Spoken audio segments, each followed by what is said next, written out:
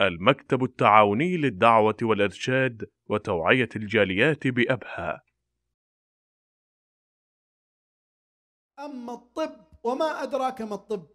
واليوم الناس يأخذون الزمالات في أماكن كثيرة في العالم، فالزمالة البريطانية والكندية والأمريكية وغيرها.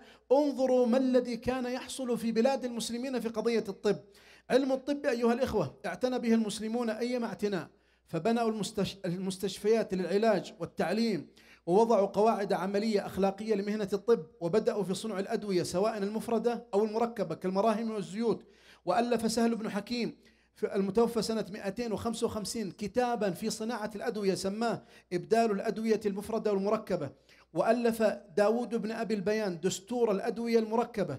ثم وضعوا بعد ذلك حسبة، أي مجموعة من المحتسبين على الأطباء، ليروا مدى انطباق شروط الطبيب على هذا الإنسان. ومن المخطوطات الأصلية القديمة في علم الطب المحفوظة اليوم في المتحف الوطني الطبي في الولايات المتحدة، مخطوطة لابن النفيس المتوفى سنة 687 مكتشف الدورة الدموية، وهو صاحب كتاب موجز القانون الذي درس لقرون في أوروبا، درس لقرون في أوروبا. ومن أشهر الأطباء كما تعلمون الرازي المتوفى سنة 321، وقد ألف كتابا سماه الحاوي، وهو كتاب ضخم.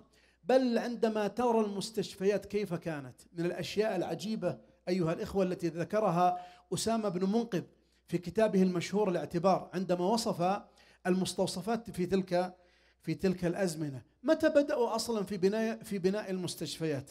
اسمعوا إلى هذه الحكاية الجميلة العجيبة لتاريخنا الإسلامي.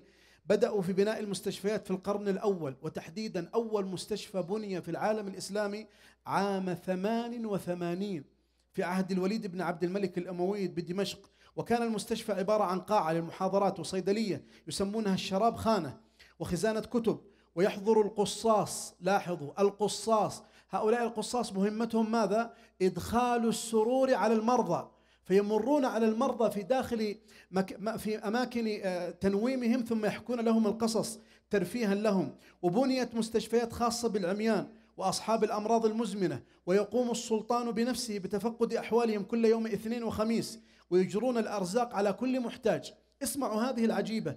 كان المريض إذا خرج من المستشفى وكان فقيرا فإنه يجرى عليه مال، ويستمر هذا المال عليه حتى يغتني. وكانوا يجعلون يوم الجمعة في مساجد الجمعة طبيب وخادم وخزانة للأدوية تحسبا لحصول أي شيء لأحد الحاضرين في صلاة الجمعة. ولهم شروط دقيقة في اختيار رئيس الأطباء، ولهم امتحان خاص بالطبيب ابتدأه الخليفة المقتدر بالله العباسي. وكان الطبيب المشهور سنان بن ثابت بن قرة ممن يمتحن الأطباء.